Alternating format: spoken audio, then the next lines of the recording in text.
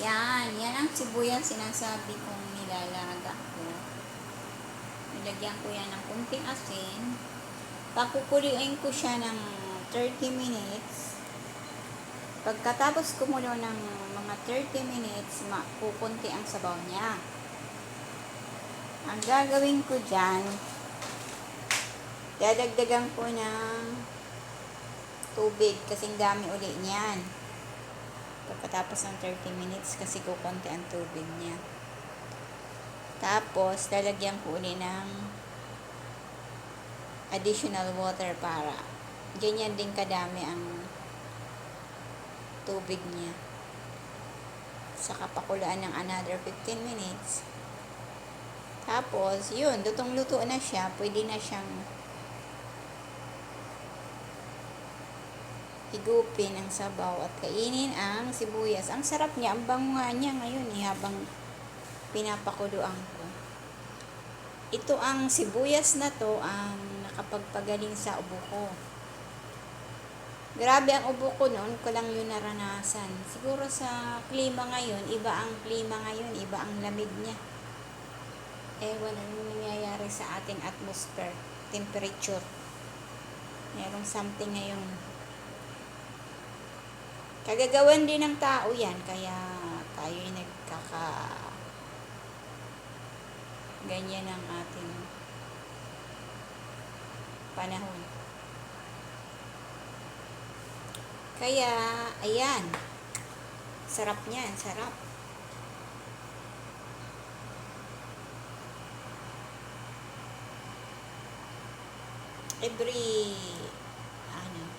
Kada apat na beses sa isang araw, iniinom ko yan. Sa umaga, wala pa akong almusal. Yan na ang ginagawa kong almusal sa agahan. Sa umaga.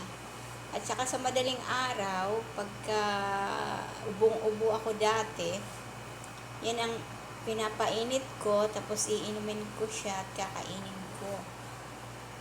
Tapos bago ako matulog sa gabi, tsaka sa tanghali.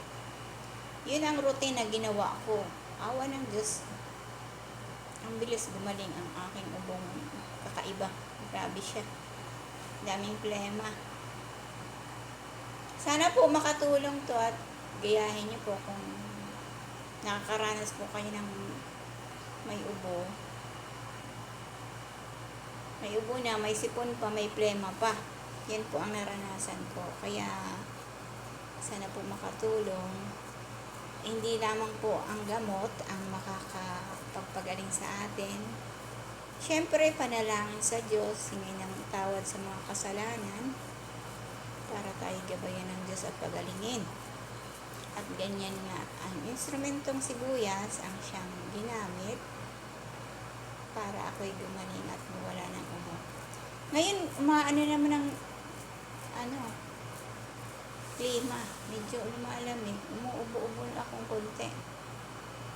Kaya ito ulit, inulit ko, magpakulo ulit ako ng sibuyas hanggat hindi pa umaatake ng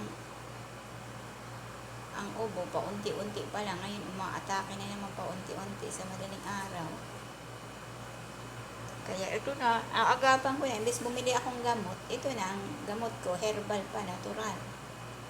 Sarili ko pang gawa. Kaya, kaya tagal kong hindi nag-YouTube para makatulong at ito ang naranasan ko, maibahagi sa mga nakakaranas ng ganitong sitwasyon, may ubo, may plema, may sipon. Yan na po. Salamat po.